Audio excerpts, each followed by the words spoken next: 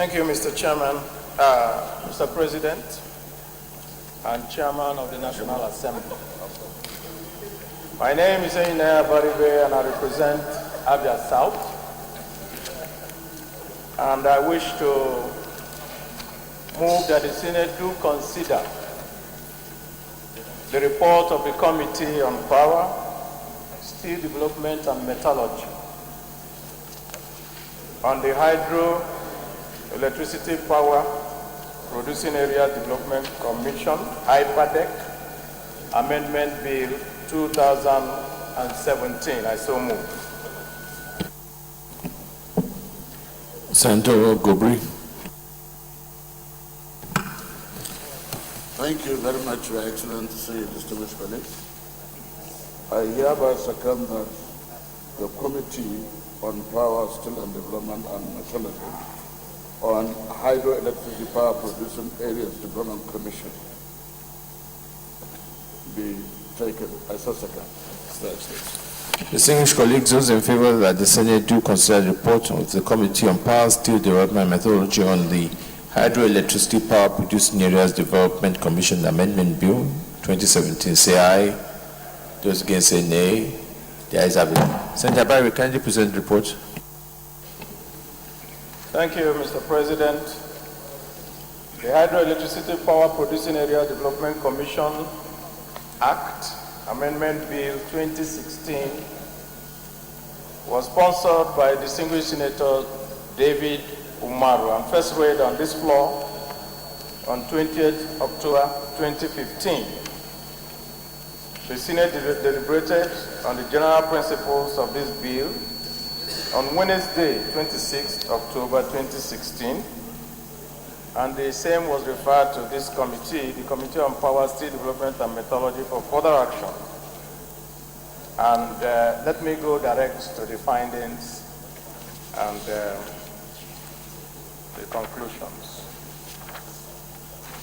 Following the objectives of the bill and the presentations made, the committee hereby makes the following observations. One, that the passage of the bill will no doubt give effect to the Principal Act, as it currently rendered inoperational as a result of the high deduction from the revenue of power generating companies vis-a-vis the conflicting powers of HYPADEC and other regulatory bodies. The passage of the bill will streamline the channel of remitting revenue by the generating companies to the Commission, as opposed to different government agencies having custody of the remittance and effectively blocking leakage of government revenue.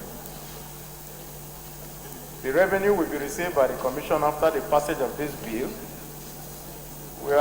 will effectively be applied to ameliorate the environmental and socio-economic problems and other hazards that the host communities are exposed to due to the activities of hydroelectricity power companies. Essentially, Mr. President, the introduction of this bill, this amendment, seeks to reduce the deduction from or the payment by generating companies from 30% to 10%, which was imposed on them.